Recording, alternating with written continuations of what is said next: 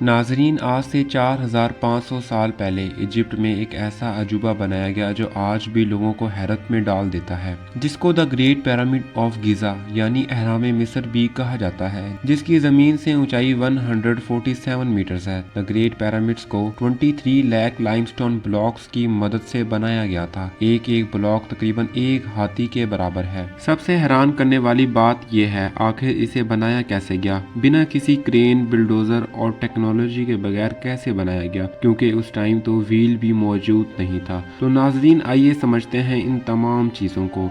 History के मुताबिक बताया जाता है कि इस पिरामिड को 2560 बीसी में फ़ारो खुफू के दौर में बनाया गया। जो एंशिएंट इजिप्ट में बादशाह हुआ करते थे उनको फ़ारो कहकर पुकारते थे। इन फ़ारो के बारे में ज़्यादा हिस्ट्री तो मौजूद नहीं, लेकिन ये सेकंड फ़ारो थे इजिप्ट के। अगर आप इन पिरामिड को देखें तो ये कोई एक पिरामिड नहीं बल्कि ये 3 पिरामिड्स दिखाई देते हैं। इनमें सबसे बड़ा pyramid the great pyramid of Giza यानी द पिरामिड ऑफ खुफू भी कहते हैं, और second largest pyramid of Khafre कहा जाता है। इसको खुफू के बेटे खाफरे ने बनवाया था। और इनमें तीसरा पिरामिड है पिरामिड ऑफ मेनकोरे, इसे खाफरे के बेटे ने बनवाया था। इनके अलावा भी कई पिरामिड्स हैं। टोटल 118 पिरामिड्स हैं जो वेदर कंडीशंस की वजह से अच्छी हालत में मौजूद नहीं। अब सबसे बड़ा ये सवाल पैदा होता है, आखिर इन्हें क्यों बनाया गया। इनको एक मकबरे के तौर पर बनाया गया था। इनके फेरोज को यहाँ पर दफनाया गया है। नाजरीन, ये राजा आफ्टर लाइफ पर यकीन रखते थे। इनका मानना था कि मरने के बाद हमारी जिंदगी खत्म नहीं होती, इसलिए राजा महाराजा ये पिरामिड्स बनवाते और इनमें अपने खजाना, खाना और मालो दौलत को जमा करवाते। ये हर चीज अपने पिरामिड्स में रखवाते ताकि मरने के बाद इनके काम आए। इनके मरने के बाद इनकी बॉडीज को ममीफाई किया जाता और फिर दफना कर रख दिया जाता। नाजरीन, आपने सोचा होगा कि ये हमें कैसे मालूम हुआ। आखिर पिरामिड्स को इसी काम के लिए इस्तेमाल किया जाता था। नाजरीन, इन जैसे दूसरे पिरामिड्स के टॉम और कॉफिन पर ऐसे ही टेक्स्ट लिखे हुए मिले हैं, लेकिन इनका कोई एविडेंस नहीं मिला।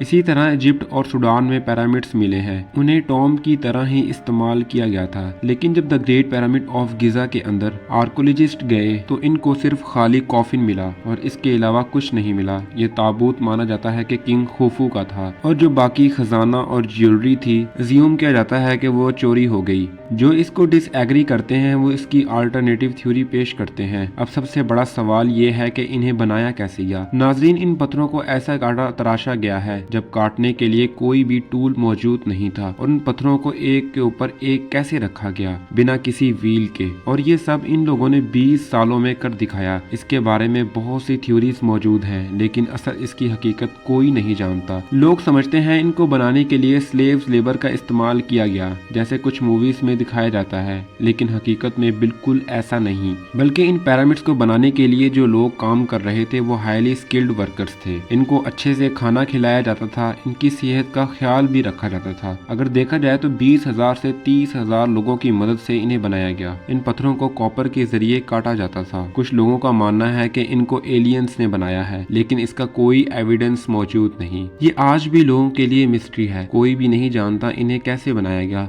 नाज़रीन, ये थी हमारी आज की वीडियो। शुक्रिया।